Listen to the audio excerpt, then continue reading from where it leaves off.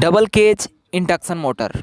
आज हम लोग डबल केज इंडक्शन मोटर के बारे में देखेंगे, उसका वर्किंग, कंस्ट्रक्शन, सब कुछ।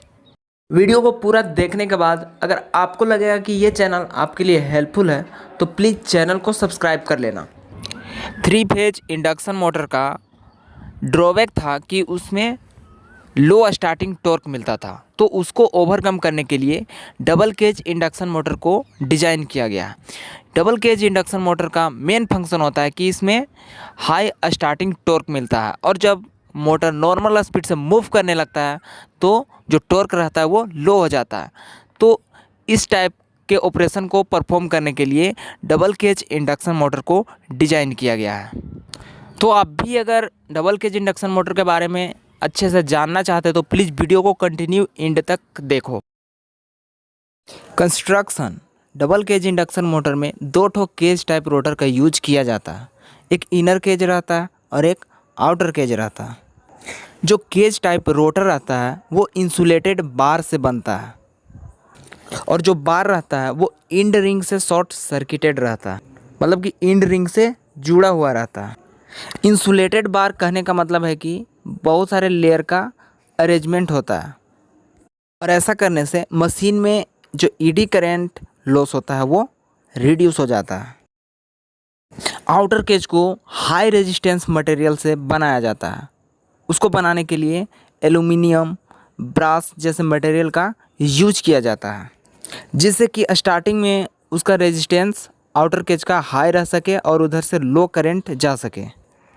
और जो इनर केज रहता है उसको लो रेजिस्टेंस मटेरियल से बनाया जाता है, क्योंकि जब उसको लो रेजिस्टेंस मटेरियल से डिज़ाइन करेंगे तो ज़्यादा से ज़्यादा करंट इनर केज से जाएगा। इनर केज को बनाने के लिए कॉपर का यूज़ किया जाता है, क्योंकि कॉपर का हाई कंडक्टिंग प्रॉपर्टी होता है। इनर केज जो रहता है वो आउटर केज के अंदर पेंट्रेट रहता है, मतलब इस तरह से वहाँ पे शिफ्ट रहता है कि स्मॉल एयर गैप दोनों केज के बीच में रहता है। तो कंस्ट्रक्शन में हम लोग तो देख लिए कि आउटर केज और इनर केज किस तरह से डिज़ाइन किया जाता है। वर्किंग। जब मोटर में हम लोग सप्लाई देते हैं तो आउटर केज और इनर केज दोनों जगह पे फ्लक्स बनता है। ध्यान से देखना क्या होता है, जो आउटर केज है वो हाई रेजिस्टेंस मटेरियल से बना हुआ रहता है, जिसके कारण वहाँ पे कम से कम फ्लक्स बनता है, और वहाँ पे फ्लक्स लिंकेज कम से कम अकर होता है। और जो इनर केज है वो लो रेजिस्टेंस मटेरियल से बना हुआ रहता है, जिसके कारण वहाँ पे बहुत ज़्यादा फ्लक्स बनता है, और वहाँ पे ज़्यादा से ज़्यादा फ्लक्स लिंकेज होता है।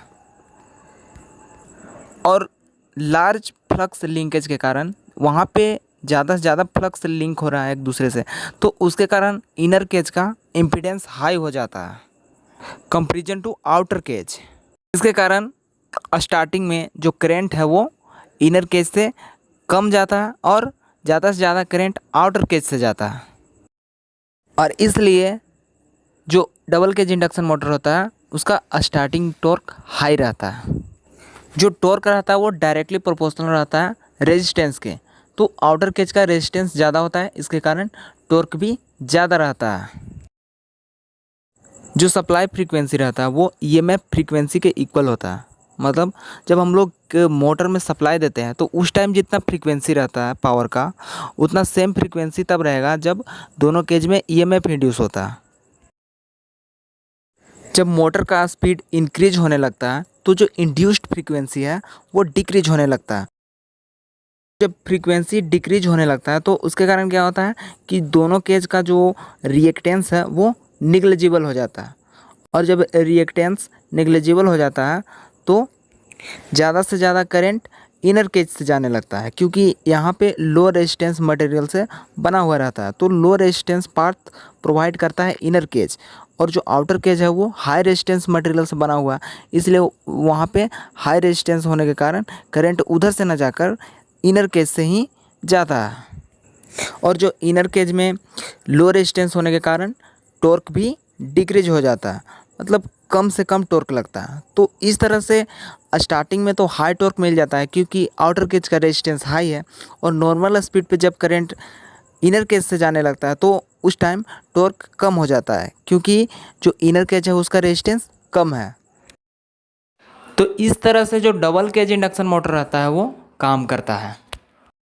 वीडियो अच्छा लगा तो यार लाइक करना, और चैनल के साथ बने रहना चाहते हो तो प्लीज़ चैनल को सब्सक्राइब कर लो, क्योंकि यहाँ पे वीडियो को इतना ज़्यादा क्रिएटिव बनाया जाता है कि व्यूअर एक बार देखकर ही सब कुछ समझ जाता है, सारा डाउट क्लियर हो जाता है। और इस वीडियो को अपने फ्रेंड्स के साथ भी शेयर करें, यह बहुत ही इम्पोर्टेंट टॉपिक है। तो मिलते हैं फिर नेक्स्ट वीडियो में। थैंक्स।